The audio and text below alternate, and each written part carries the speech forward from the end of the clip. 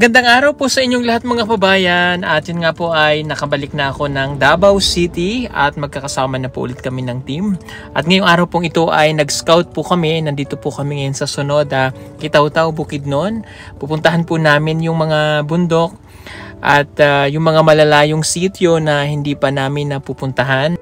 Sa ngayon po kasi ay nandito naman kami sa part ng Bukidnon naman ng mga katutubong Manubo at Matigsalog, yung aming pinupuntahan, kaya madalas nakikita nyo na rin kami dito po sa parte ng Bukidnon Province. Napakalayo po nitong aming pupuntahan ito at ang tanging paraan lamang para po kami ay makapaglakbay ay itong motor o yung habal-habal dahil hindi na po kaya ng aming sasakyan na makapunta po dito, kaya pahirapan din po yung pagpunta dito sa lugar na ito.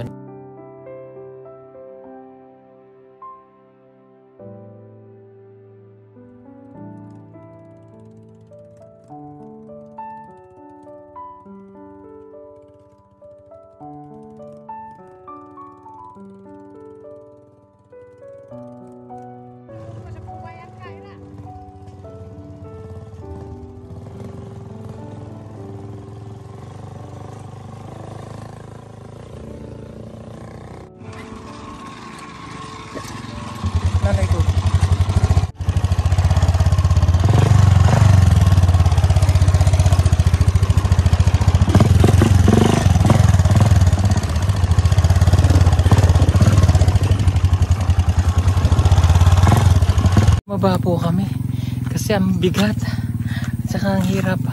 Bundok na bundok po pala itong aming pupuntahan. Hindi ko expect na ganun.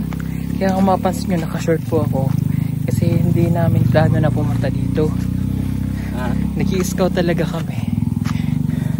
Kaya lang nandito na lang din, kaya pinuntahan na namin. Kaya lang ang hirap pala sobra. Napakahirap po ng daan. Mas mahirap pa sa sitio Sandonan.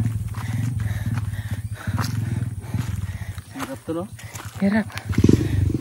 Skylab lang yung gamit o mga motor. Sobrang bundok pa po kasi nito.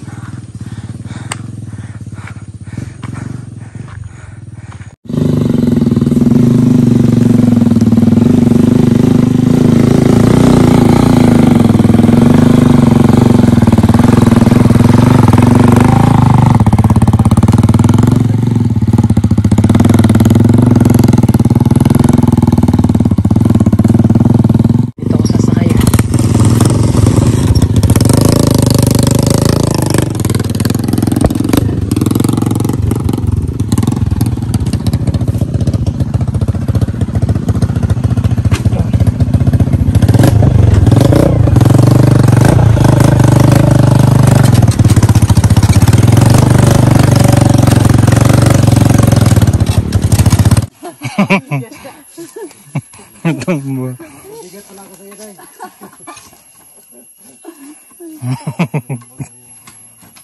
Doon kami sasakay sa taas. Natumba po sila.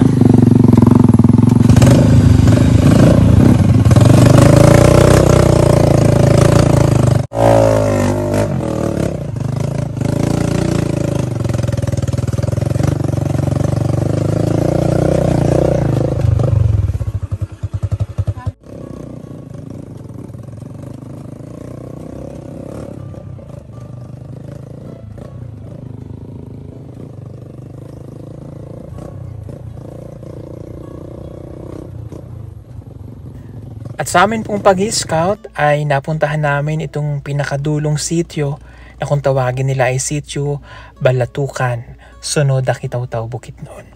At napag-alaman namin dito na mayroong 18 pamilya na nakatira po dito sa sitio na ito. Kaya bumaba po kami para mapagmasdan at masurvey namin ang kanilang sitio para makapagbigay po kami ng kaunting tulong sa mga naririto.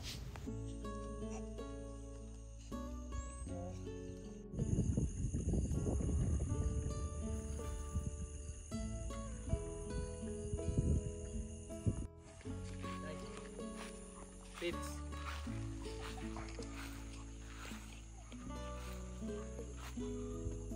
kababayan, yung lugar po nila ay talaga napakaganda. Yung nasa sa likod nila, forest. Tapos makita nyo itong mga bahay na ganito. Ay mga bahay kubo po. Tawag nila dito yung panubaran po kung saan po sila nagdarasal o nag-aalay kasi po yung kanilang sinauna o yung nung hindi pa nakakapasok sa panahon na hindi pa nakakapasok yung Kristiyano, na yun po yung ginagamit nilang parang religion po nila, yung panubaran. Tapos dito meron sila ang tawag po nila dito ay ang tawag nila dito Panubaran din. okay, so ito po yung panubaran din. Tingnan nyo, balat ng kahoy. Kapit ka tayo. Ito po ay napakarespetadong kubo kahit ganito. Yun po ay balat ng kahoy. Napakaganda ng pagkakakuha. Ganda, no? Yung pagkakadesign, yung taas, puro balat ng kahoy. Tapos meron po sila dito mga ganito. Kasi nag-aalay sila dyan, ano? Binaalay po sila dito.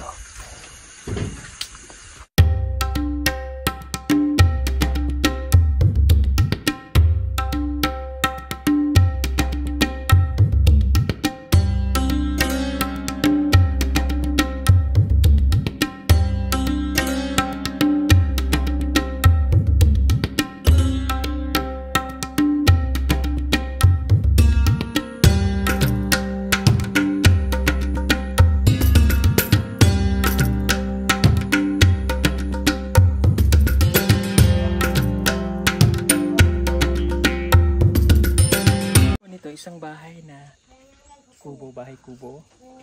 Ang kanyang bubong ay kugon, tapos ito po ay balat ng kahoy na ginagamit nilang pandingding. So ito yung makikita na lang natin to sa libro, sa mga books, sa mga kwento. Kasi ngayon kahit na nasa sa mga bundok, yung na-adapt niyo modernong panahon, pero dito nakita pa rin ako ng ganitong bahay. Tara, pasukin natin. At meron pong nakatira dito. Ayo! Oh, ang kikinis ng mukha nila kahit na nasa sa bundok. Pwede po akong saka? Pwede. Sige po. Ang ganda ng pinto. Hello.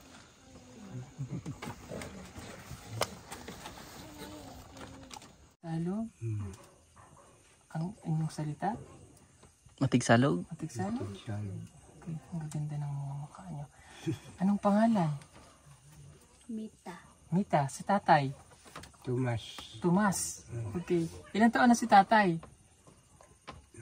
Pila edad? Pila edad? 70. 60. Ikaw ate? 70. 70, sorry. 32. Tatay mo? Ako'y papa. Okay. Asay mong mama? Namatay na. Namatay na. So ikaw may anak ka na. Asay mong bana? Nag-ato sa Uma? Okay. Kamusta ang pinabuhay niyo diri? Breme. Pobre? Anong pagkaon niyo dito? Kasila. Asilo. Kamuti. Kamuti. Ang inyong kuan, ang inyong madalas na pagkain, kamuti kasilo. Uy, puro din. Oo, may bumagsak pong gagamba. Kung patayin natin, okay lang yan.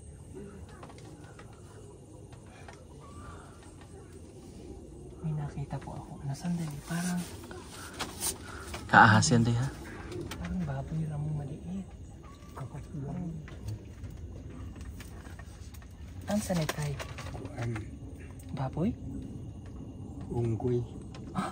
Unggoy? Oh. Oh, Gamay pala. Unggoy. monkey. Oh. Kinain mo nyo? Oh.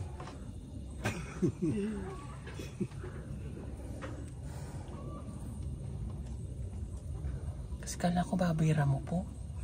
Ang pala unggoy. So, sudan. Okay. Anong ginawa nyo? Sabaw, adobo, ihaw. Subaan na ira Inihaw lang daw. Inihaw? Misog ba? Sugba. Sopa? Subaan na ira tapoy. Karon na pa may unggoy pa dito. Doon na diarit mabonus. Sa Lasang. sa lasang daw madami. Nasa. Okay.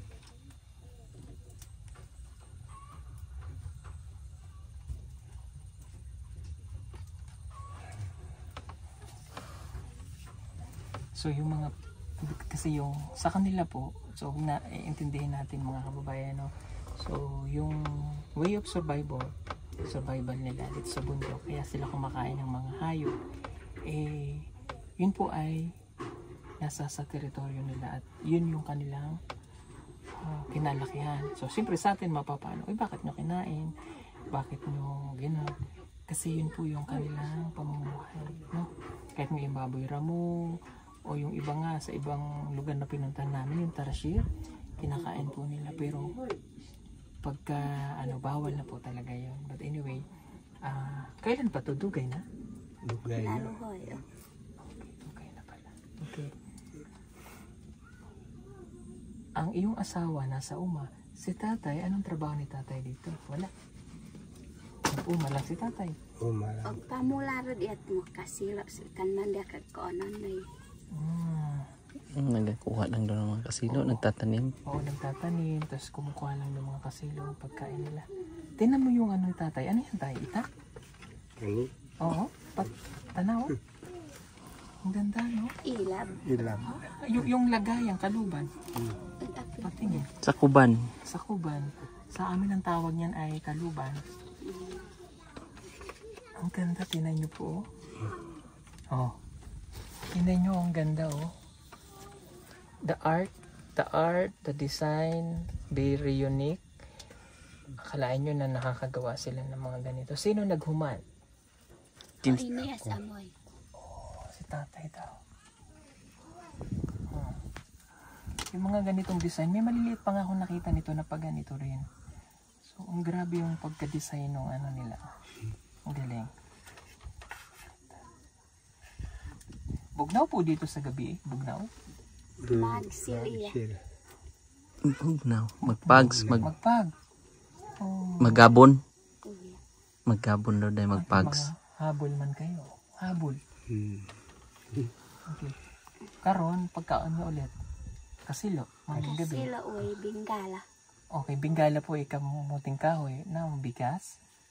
Waro bugas na yun. Bakit warok bigas?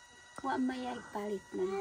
Wala daw po silang ipapalit. Oh. Ang Sudan, Iling dayat sa inik sara anay. Pay kayra do sara kag pakautar kay tingtay. Ulot daw kasi. kung makakuhag mga ang ana da sa lasang. kung makakuha daw sila ng mga unggoy o kung ano yung pwede nilang yun yung Sudan. Gulay, Ikas udlot to kasila. okay, udlot yung dahon ng kasilo. Talbos, yung kanilang pinakasudan.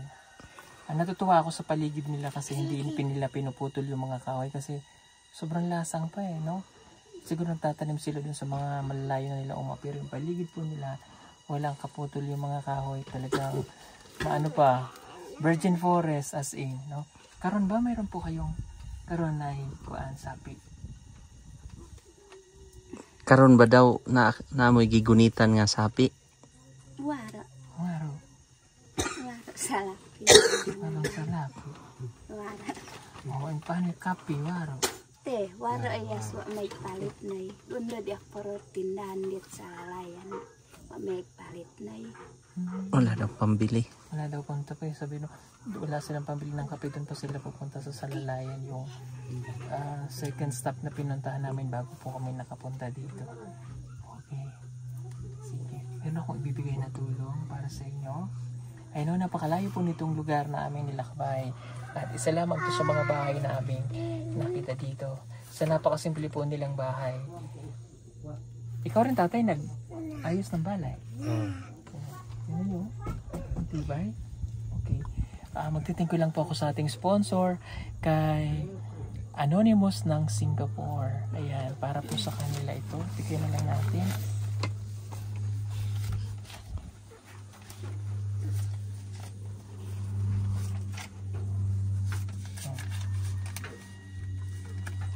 Hi. Kabalo mo pila. Mahatos buwan. Mahatos. Mahatos, ibig sabihin 1,000. Sa gatos. Sa 100? Oo.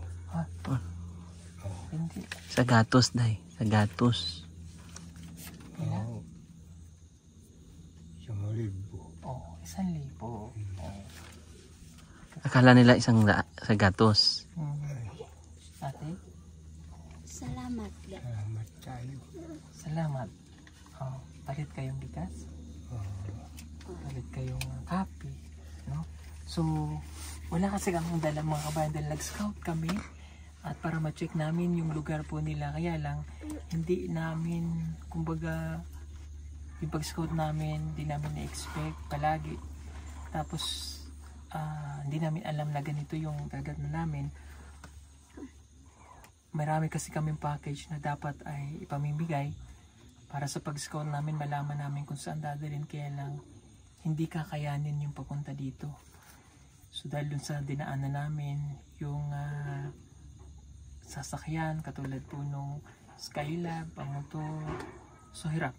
So kaya baka sa ibang lugar po namin maipamigay yung pagdadala po ng mga package dahil napakahirap po nung daan. Sana po maintindihan ninyo. Then yung nababasa namin na dalhin, malagay ko sa mga comment, mababasa natin na dalan sila ng package. But yung transportation na papunta po dito, yun yung pinakamahirap, no? Sa totoo, ang dami po namin package. So pinipili namin yung madadaanan namin ng sasakyan dahil sa hirap po. Kasi alam nyo, pag dinala natin dito yung package, may hirapan din yung magdadala. Kaya ito, ganito na lang muna yung maitutulong natin. At siguro sa pagbabalik namin dito, kasi yung mga tao po ngayon wala dito, nasa Uma, no? Madalas yung mga tao ay nasa Uma kapag ganitong oras at mamaya pa po silang gabi darating sa kanilang mga bahay o mga hapon, no po? Okay. Marami pong salamat. Thank you. So alam nyo mga walang kuryente dito. Kaya ang ginagamit nila siguro nilang ilaw sa gabi ay apoy din. Katulad po nito. Napakasarap tumira dito kung isipin mo, pero napakahirap kung hindi ka sanay sa pamumuhay na madadatnan mo po dito sa lugar po nila. Patay.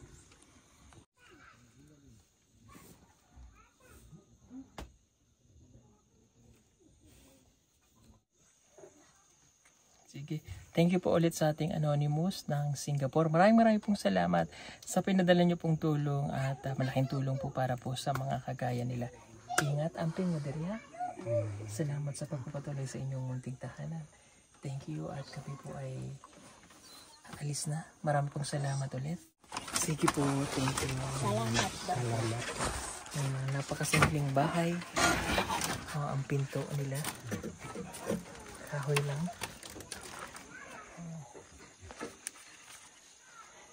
Ang sarap tumira po dito sa lugar nito. Kung ako ay papipiliin, no? Kung bibigyan ka ng pagkakataon na makapanirahan, mas gugustuhin ko yung bibigyan ka ng pagkakataon na makapanirahan sa isang tahimik na lugar. Masarap tumira sa ganito po. Tingnan nyo, ganito ka ganda yung bukid po nila. Ganda, no? Napakalawak ng mga bukid.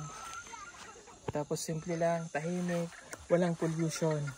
Sarap tumira sa ganitong lugar. Marami pong salamat. I-times hanggang maging background ko na lang sila. Tapos pero nakikita pa rin. Times 1? Kita na yung likod. Ayan. So yun po mga kababayan. Marami pong salamat sa inyong lahat at kami po ay mag-iikot pa rin. Marami pong salamat. God bless everyone. Thank you so much. At kami po ay nakabalik na dito sa Davao para makapagbigay ng tulong sa ating mga kababayang katutubo. Salamat. God bless. Bye bye po.